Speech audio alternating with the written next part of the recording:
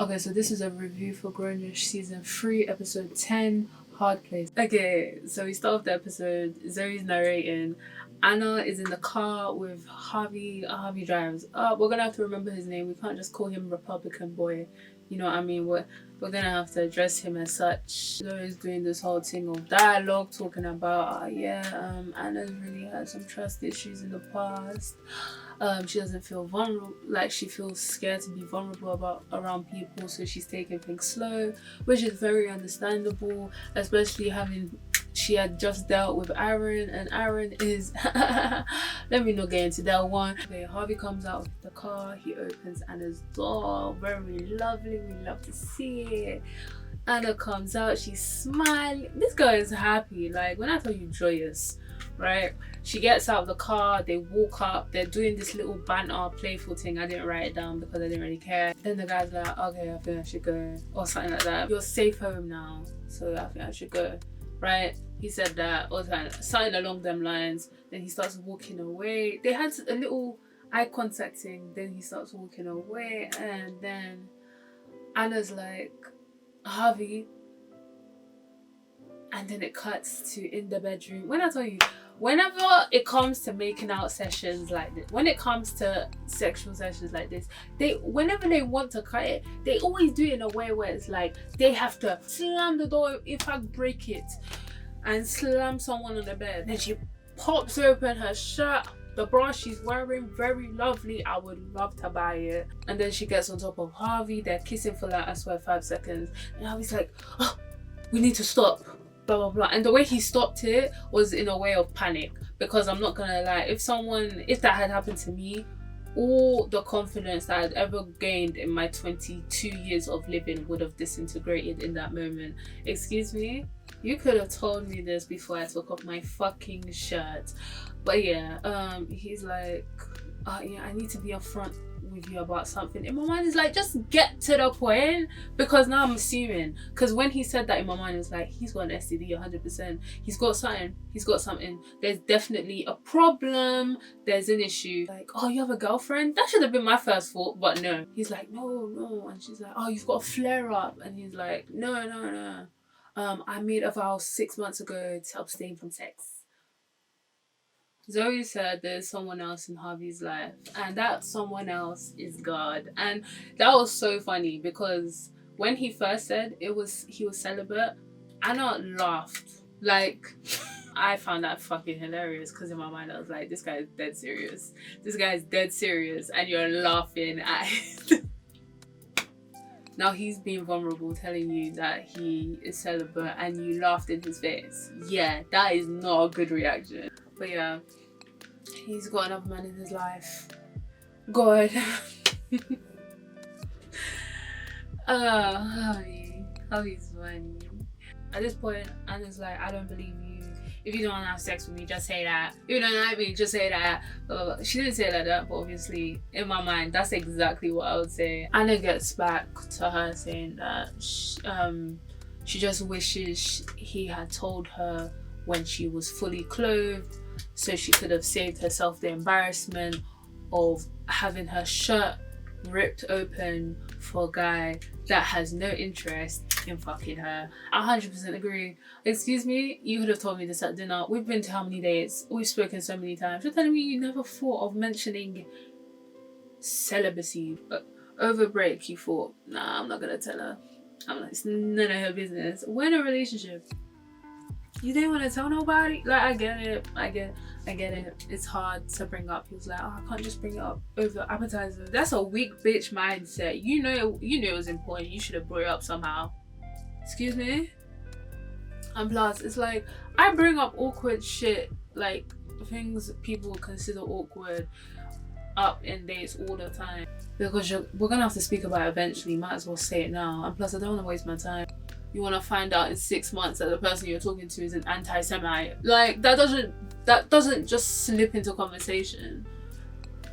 You have to make it come up in conversation. You guys could have all the same dreams, same goals, but some people are just off. you do have a responsibility to be honest with the person that you're dating, but at least he's being honest now, I guess. And I don't know how long they've been dating for, so I can't really give a timeline, because if it's just 2 months, then it's like, okay, that makes sense. Like 2 months, you don't have to tell the person you're dating everything, considering you just started dating. But if it's like 4 months, at this point it's like, when are you going to mention it? He said he was worried things would change and that she would leave him. And that's very accurate. Like, a lot of people that are celibate, like, they will try and date and then people just have no interest as soon as they find out, like, regardless of how good the connection is. If it's just not for them, they're just not going to try with you. And it's very common. Like, you would be surprised how common it is that people just give up on people that are celibate. It's like, oh, like, you don't have sex, not my cup of tea, babe, go and find yourself a priest. Anna's in the kitchen with Sky, Jazz and Vivek. She's basically just explained her situation with Harvey, and then Vivek's like, what? No sex, like, at all? And of course, you know, any conversation that involves sex, Vivek must be in the scene. There's no way about it. If it has anything to do with sex, Vivek must be there, clearly. Yeah, Vivek's like, oh, so no sex, like, at all, like, he's celibate. And then Sky's like, yeah, like, much like your life right now, Vivek. So shady. And then Vivek's like, oh, actually, I'm getting so much sex right now. And in your mind, it's like, no, you're not. Let's lie to somebody else. No one's believing him. Jazz says she doesn't see a problem because don't they both love God. Anna's like, yeah, but she loves God because she was raised a good Catholic. Harvey just loves God. And plus, when it comes to celibacy, she just sees that as a thing for priests and nuns. Then here we are with Vivek's 2 cents. He throws it in. He's talking about, I just don't believe it, because all men have this drum inside their hearts talking about, boom, I must sex. I must, like, Vivek, no one, relax. You're gonna bruise your chest. Oh, she doesn't want him to break his vows for her, which is, like, obviously a human decency thing, because trying to get someone to break their vows for you, I think, is a bit selfish. Sky brings up the point that, well, haven't you only complained about guys only wanting you for sex, and now you're with a guy that doesn't need sex to be with you? And I was like, you know what, you're right, like, it's a nice change of pace and blah blah blah. Then we cut to Aaron and his girlfriend entering BSU. They see Doug. Aaron's like, oh, I didn't know you were a part of it. And he was like, no, I just come here for the free food. And here he is with his potato salad.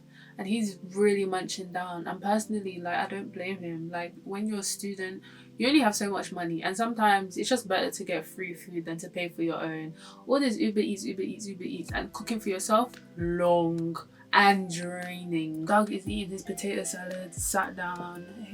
Aaron sat down, and so is his girlfriend. The meeting starts and they bring up the potato salad, saying that, oh yeah, the barbecue was great. Can people follow the sign-up sheet because too many people are bringing potato salad? Of course, Doug is here giving his 2 cents to say, I do not mind. And me too, I put my 2 cents there. I do not mind. If you want to all bring potato salad, that's calm. I'll just grab some containers. It's okay. As long as I'm eating, baby, I'm good. The food is free anyway. Then the guy announces that BCU's budget has been cut. Everyone's like, oh. And then he was like, I think it's because we all signed that petition and sent it to them, asking them not to use our tuition to invest into private prisons. And then Aaron was like, what did he say? And he turns to Doug that's only there for the food. He turns to Doug talking about, what did they say? Doug's like, I don't fucking know what the hell. Like, Doug told you outside that he's only here for the food, and you're asking him like he's the intellect. Stop disturbing Doug, alright? He's only here to mind his business. He asks again, they explain. Aaron's like, oh my days, I think we need to do something about this. We need to do something about it. And then the guys are like, oh yeah, we sent the petition 3 weeks ago. That's what we did. And he's like, no, we need to stand up. We need to all of this, right? And I get it, you know, but you're not a part of the club, you know? I get that you're upset. But let's be honest, since when have universities listened to black people? Never. Okay, let's move on to the next topic. Aaron's doing up lecture talking about, yeah, that's modern day slavery, blah blah blah, trying to break it down for everyone, and everyone's like, we know, that's why we sent the petition. Like, yeah, we already did our bit. That's how it felt when he said they sent the petition 3 weeks ago. Then it cuts to Jillian. She's in the cafeteria by herself, eating some janky food. Sky and Jazz come up. I think Jazz sets down some hot sauce. She gives it to Jillian. Jillian's, oh, thanks, blah, blah, blah. Then Jazz and Sky are like, oh, you should roll to our dad's food truck. Basically, they've invited her. And she's like, yeah, oh, thanks. I appreciate that, blah, blah, blah, blah, blah, blah. And then the scene ends. It wasn't that long. It wasn't that interesting either. Then we cut to Anna and her man. They're on a sofa, sitting, watching a movie. I swear down, the space between them is like 20 meters. They're not touching. Then a sex scene comes up in the movie, and the guy's like, oh, I think I should go. And she's like, oh, no. Closes the laptop. She's like, I completely forgot that scene was in the movie, blah, blah, blah. Like, okay, let's play a game. I don't think we should be playing games, blah, blah, blah. Something like that, right? And she's like, okay. And he's like, yeah, I think it's getting late as well. I think I should go. So she's like, she's giving him a handshake. He's like, what are you doing? She's like, well, I'm respecting your boundaries. And I 100% understand that. Like, I would rather go all the way with respecting your boundaries and you tell me I'm doing too much than to me to do too little, and then it makes everything uncomfortable. It makes you feel like I'm not even trying to accommodate your needs, you know what I mean? So I definitely understand where Anna's coming from. Like, we've been kissing the whole time I've been celibate. I'm sure we can continue kissing. So they kiss, and then it's like they kiss, and then they kiss again, and then they look at each other and it's like, oh, should we kiss again? But you know when it's getting too heated, so they're like, cool it, relax. He leaves, he walks out.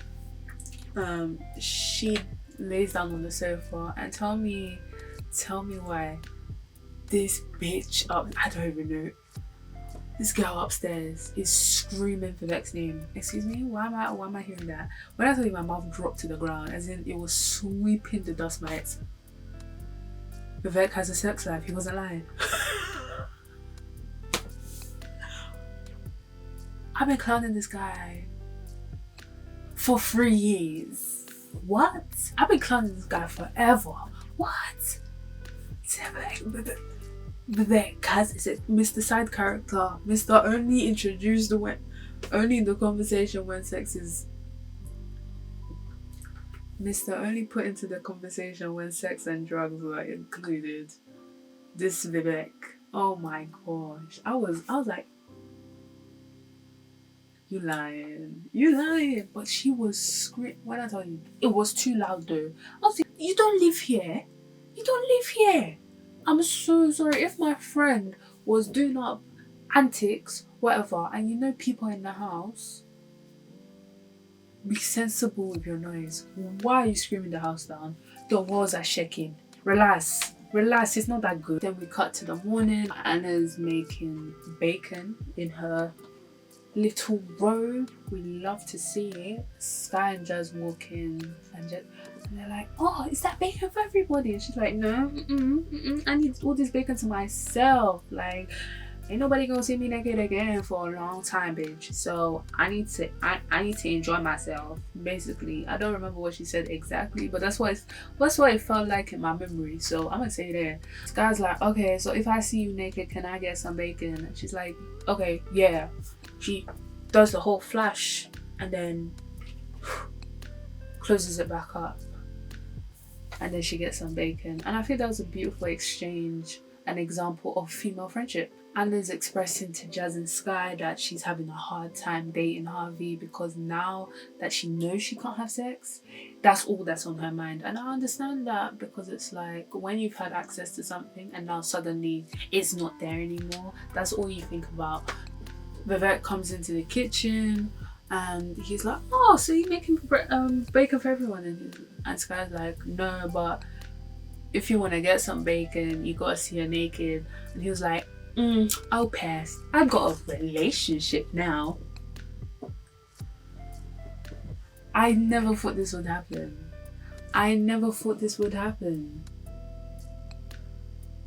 Wow. Brings up that she doesn't think she's strong enough to be celibate, but she doesn't want to break up with Harvey, as Jazz was suggesting that the way she dealt with not having intercourse with Doug was by breaking up. Then Jazz says, you should be honest with him. He does deserve to know how you're thinking. So here Jazz is giving her advice. We'd love to see it. She's pulling from life experience and applying it to the situation. That's how you give advice. But yeah, after Vivek leaves the kitchen, everyone realizes the only person in that kitchen that's having any type of action is Vivek. And see how the tables have turned? See how the tables have turned. It's very crazy. Now we cut to outside a food truck with Jazz and Sky and Jillian. While they're advising her on what food to get, Jazz and Sky's dad comes up. He's hyping them up to Jillian. The whole neighborhood and their whole family is backing them. So when Sky and Jazz go to the Olympics, the whole neighborhood is going to the Olympics. So yeah, it was just really nice, and he's just being really supportive. Then we cut to Doug and the leader of BCU. I think they're playing a game, and Aaron walks in and he's like, you won't believe what the university is using our tuition for, blah blah blah.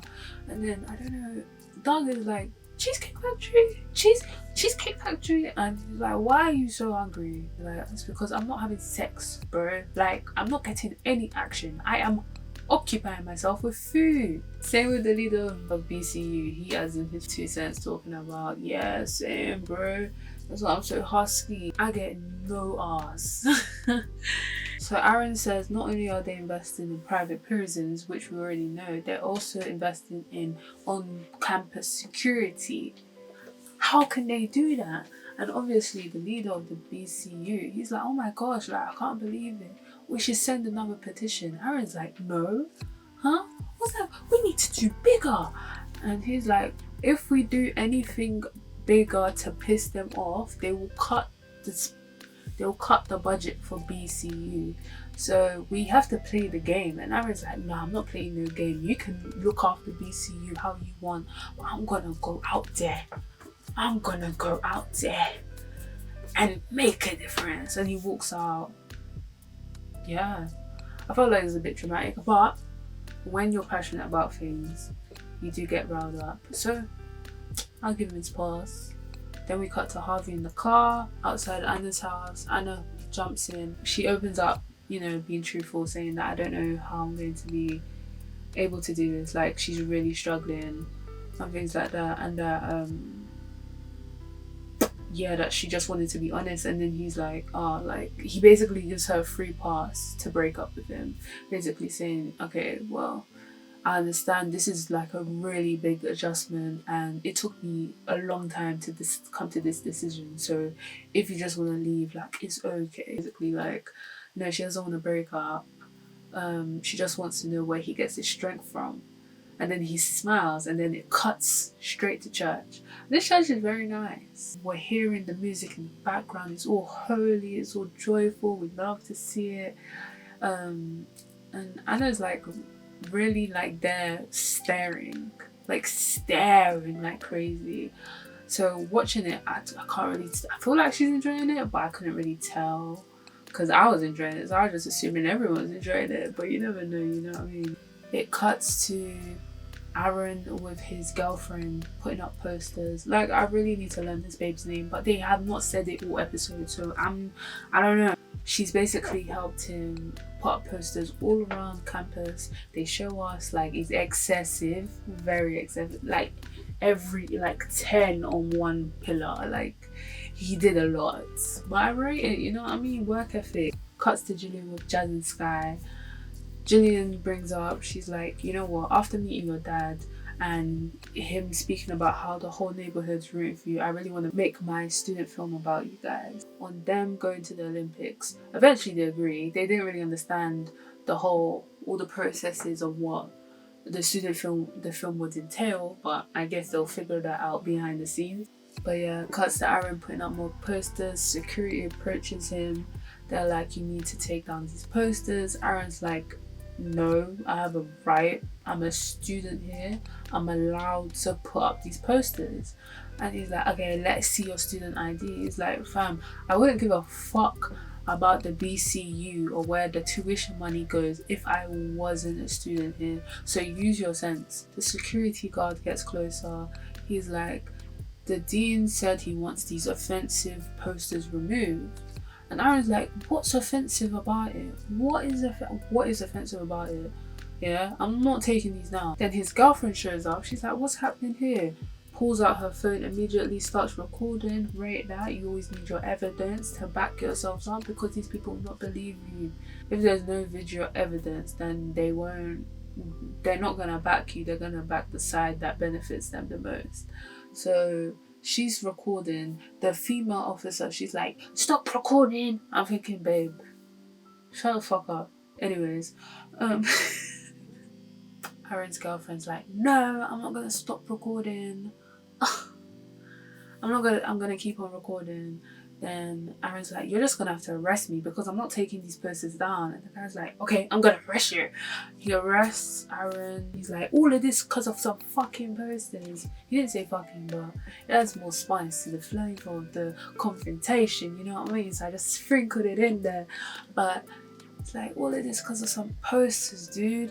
Then it cuts to Anna and Harvey in the car. He's just rolled up to her house. He turns to Anna. He's like, oh, like, you really haven't said anything. Like, did it scare you? Like, did it freak you out? Blah, blah, blah. Anna's like, yeah, it did freak me out, but in a good way. That from this, she really wants that relationship the pastor was talking about with God. And she thinks she can go on this journey with him 100%, that she sees where he gets his strength from. And then Harvey's like, oh wow, like, that's great that you're doing this. And she was like, yeah, I'm not doing this for you, I'm doing this for me. And that was a nice little you know what I mean? Because a lot of people will compromise their own values and beliefs for other people, but for this, she's doing it for herself. There's no compromise there. It's more of a, I see where you're coming from, and I would like to implement that into my life for my benefit. Not for yours, but for mine. Not for the benefit of the relationship, but the benefit for myself as an individual. You still want to know who you are and know that, yeah, I know I like this. I know I chose this because this benefited me the most. You don't want to come out of a relationship and be like, who am I? Because you compromised, twisted and bended yourself for the will of a man. I'm so sorry. Then in like the last minute of the show, they sprinkle in Vivek. Love to see it. He's now introduced his girl Heidi. Yeah, he introduces Heidi to Jazz, Anna and Sky. They're all sitting at the table.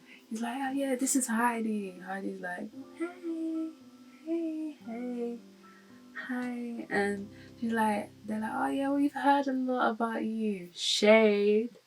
You didn't hear his shit about her apart from her screaming his name. Let's be honest here. Great, like, if you guys see a lacy pink bra in the backyard, it's mine. So yeah, like, if you see it, Jazz is like, I think I'm wearing her bra. First of all, why is your bra in the backyard? Why did you fling it there? Hold on. What? Wait. Like, clearly you knew there's a bed upstairs. Why is it outside? Did you fling it out the window? That doesn't make any sense to me, but it's okay. It's okay. But yeah, I hope he's careful, because let's all remember, Vivek is still a drug dealer, and you never know. Certain girls are snakes out here. We haven't seen Luca or Zoe or Naomi at all, so we're probably going to see them next episode. But yeah, this episode was cool.